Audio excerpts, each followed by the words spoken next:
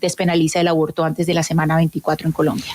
Pues precisamente por esa noticia importante que se produjo ayer en la Corte Constitucional es que nos acompaña a esta hora la directora para América Latina y el Caribe del Centro de Derechos Reproductivos, Catalina Martínez Coral, que nos puede explicar específicamente por qué esa sentencia de ayer, esa decisión de la Corte Constitucional ayer es tan importante para las mujeres en Colombia. Doctora Martínez Coral, bienvenida y mil gracias por acompañarnos hoy en Mañanas Blue. No, muchísimas gracias a ustedes por invitarme, Camila. Un gusto estar acá. Bueno, ¿qué es lo que marca esta sentencia de ayer de la Corte Constitucional que es tan importante para el país, pero sobre todo para las mujeres y las niñas en el territorio nacional, sin importar a qué etnia pertenezcan? Así es una decisión muy importante, una decisión que anula estas decisiones de tutela que ustedes ya comentaron, y es muy importante porque con esta decisión lo que la Corte está haciendo es que está reconociendo los precedentes que ya existen en este país frente a los derechos a la autonomía reproductiva y entonces frente a la obligatoriedad, la obligación que tiene el Estado colombiano de brindar servicios de salud reproductiva como el aborto, ¿no? Que fue la decisión que se ganó el año pasado, la decisión causa justa. Señora Catalina, un poco para explicarle a la gente que puede estar confundida porque nada más hace unos meses estábamos diciendo que la propia Corte había dicho que no se podía deducir de las sentencias anteriores que en Colombia el aborto fuera un derecho ni que hubiera obligación de parte de los prestadores de servicios de salud de garantizar este servicio, que están confundidos porque ahora es la misma Corte la que dice, no, sí es un derecho.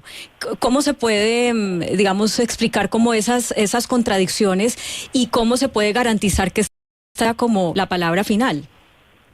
Muy bien, a ver, para explicar eso hagamos un recorrido de lo que ha pasado en la Corte Constitucional en los últimos años. La Corte Constitucional en el 2006 despenaliza el aborto en 3 causales, que fue lo que tuvimos hasta el año pasado, y durante todos esos años la Corte estuvo fallando reiterados casos en donde reconoció los derechos reproductivos, reconoció la autonomía reproductiva, reconoció el aborto como un derecho fundamental en esos casos. El año pasado se gana una decisión muy importante en este país, que es la C-055 del 2022, es la decisión que despenaliza el aborto hasta la semana 24, y lo que hace esta decisión es que básicamente establece un sistema de aborto libre en donde acceder a este servicio de salud está solo en la decisión de la persona que desea recibir este servicio de salud por la razón que sea. Es una razón personalísima, es una razón que hace parte de la vida privada de las personas, y eso, digamos, es el gran cambio que hace la Corte con la decisión del año pasado, y esta decisión se toma en sala plena, se toma con los 9 magistrados de la Corte, y esta decisión es lo que está rigiendo, digamos, en este momento en el país, y es lo que establece esta obligatoriedad y estos derechos a la autonomía reproductiva. ¿Qué pasó entonces con estos fallos de tutela que fueron anulados? Estos fallos de tutela son fallos que se toman en unas salas pequeñas de revisión, es decir, no se toman en sala plena, no se toman por 9 jueces, se deciden por 3 magistrados de la Corte en salas de revisión.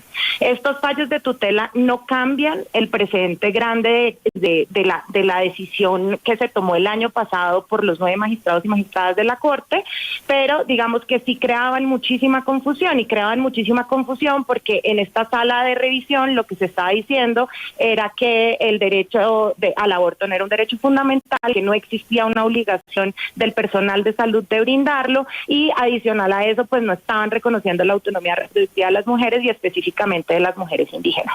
Esto creó demasiada confusión en la opinión pública, se empezó a tratar como si estuviera de alguna manera reversado la decisión del año pasado, lo cual no era cierto, pero adicional a eso pues empezaba a crear unos precedentes en la Corte en fallos de tutela que eran muy problemáticos.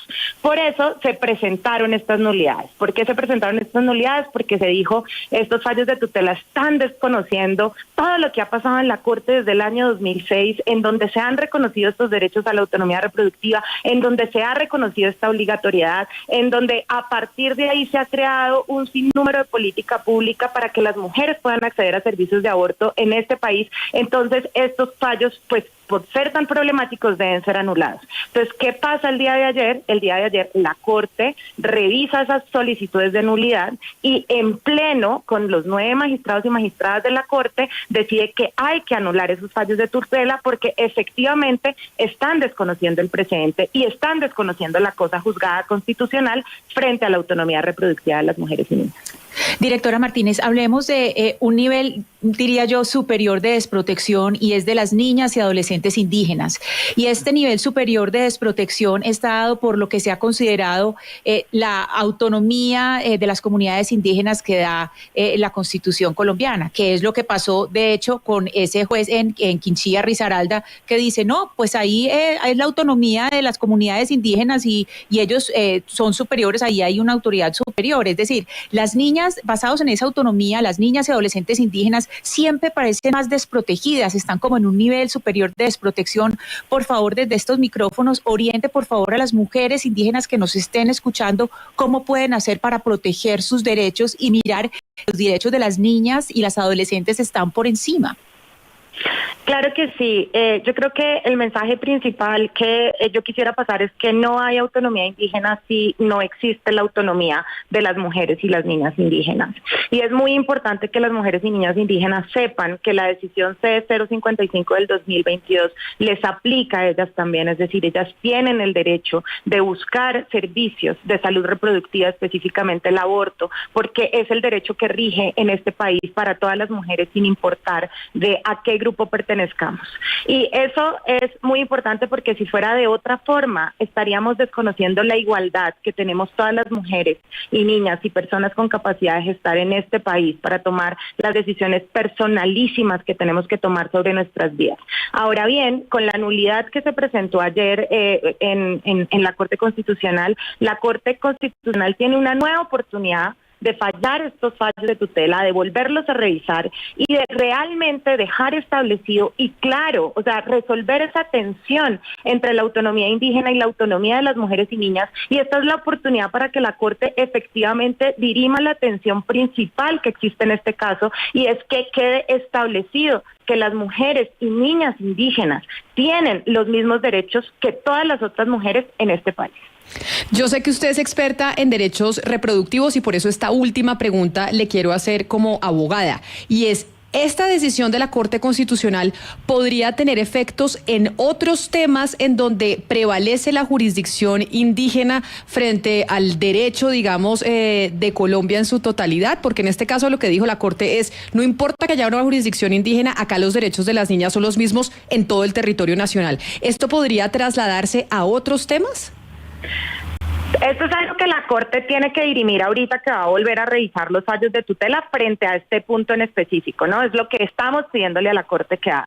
Y yo lo que sí quiero dejar muy claro es que, por supuesto, nuestro sistema constitucional protege la jurisdicción indígena y protege la autonomía indígena porque hay unos derechos fundamentales que están ahí en juego.